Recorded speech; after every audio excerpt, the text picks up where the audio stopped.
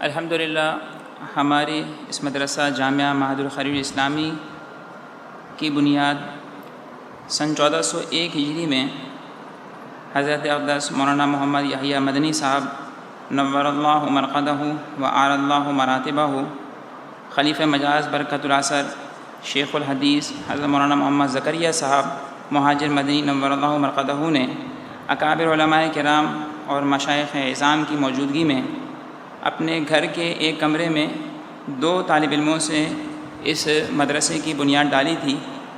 اس سلسلے کو اللہ جل شانہ نے ترقیات اور برکات سے نوازا اور سال بسال مختلف مراحل طے کرنے کے بعد اس وقت جامعہ اور اس کی شاخوں میں کئی شعبہ جات مصروف عمل ہیں۔ ان کا مختصر سا تعارف میں آپ حضرات کے سامنے پیش کرنا چاہتا ہوں۔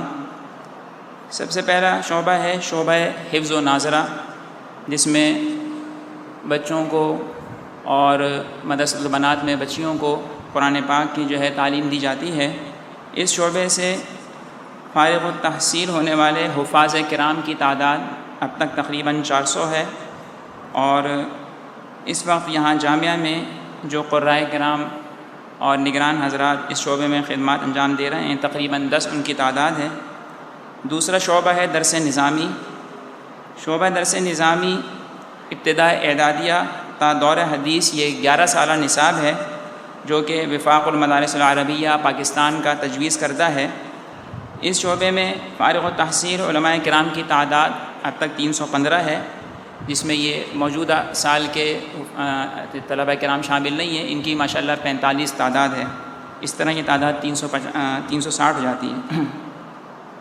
الحمدللہ جامعہ سے تکمیل کرنے والے فضلاء کرام نے تدریسی اور تبلیغی خدمات انجام دینے کے ساتھ ساتھ متعدد مدارس و دارالافتاء بھی قائم کیے ہیں، اور کراچی کے علاوہ فیصل آباد، مظفر آباد، گڑھی حبیب اللہ وغیرہ میں مدارس اور مراکز دینیہ کا قیام ہوا ہے، جن میں بحسن و خوبی دین کی تعلیم دی جا رہی ہے۔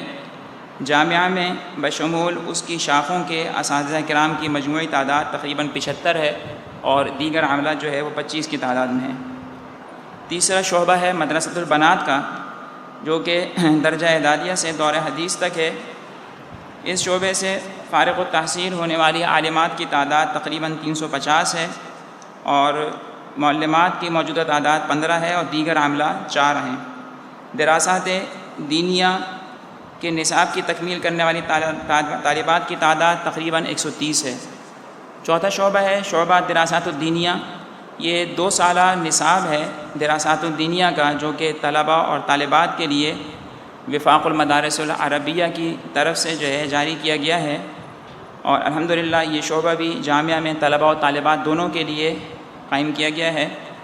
اس میں بھی تقریباً 100 کے قریب طلباء اور طالبات تعلیم حاصل کر رہے ہیں، جس میں سبق کا دورانیہ وہ صبح کے اوقات میں تقریباً 4 گھنٹے ہے، اور جمعہ اتوار کو 2 دن وہ تعطیل ہوتی ہے۔ طلبہ کی موجودہ تعداد تقریباً 20 ہے، اور نصاب کی تکمیل کرنے والے طلبہ کی تعداد تقریباً 120 ہے۔ پانچواں شعبہ ہے فہم دین نصاب برائے خواتین۔ مدرسۃ البنات میں ہی کم فرصت گھریلو خواتین کے لیے دوپہر تقریباً 1 گھنٹے سے زائد وقت میں درس قرآن و حدیث، مسائل فقہ، تجوید القرآن اور ترجمہ قرآن پاک پر مشتمل نصاب پڑھایا جاتا ہے۔ چھٹا شعبہ ہے دارالافتاء۔ اہل محلہ اور عوام الناس کی دینی رہنمائی اور ان کے مسائل کے شرعی حل کے لیے یہ شعبہ قائم کیا گیا ہے۔ اس وقت دارالافتاء کو 6 مفتیان کرام کی خدمات حاصل ہیں، اور الحمدللہ اب تک دارالافتاء سے تقریباً 10,000 سے زائد تحریری فتاویٰ جاری ہو چکے ہیں، اور متعدد سوالات کے بالمشافہ زبانی یا بذریعہ ٹیلی فون بھی جوابات دیے جاتے ہیں۔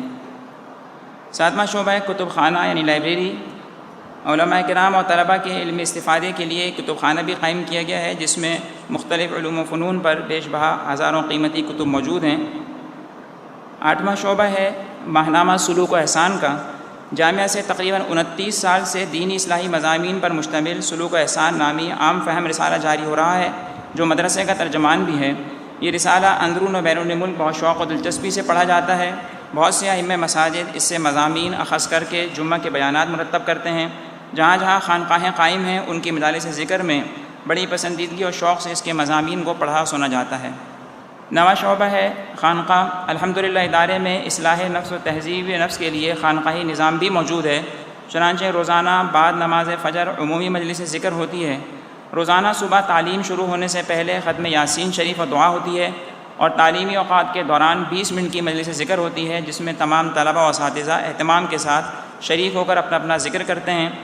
قبل نماز عصر کوئی اصلاحی کتاب پڑھی جاتی ہے، یہ مدرسہ کے نظام الاوقات کا جزو لازمی ہے اور تمام طلبہ کے لیے معمولات میں شرکت ضروری ہے۔ نیز ہر اتوار کو بعد نماز عصر خاص تصوف سے متعلق اصلاحی مجلس ہوتی ہے، جس میں مراقبہ اور درود شریف کا ورد بھی ہوتا ہے۔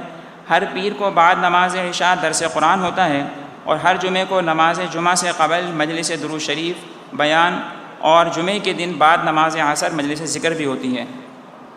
10واں شعبہ ہے تخصص فقہ۔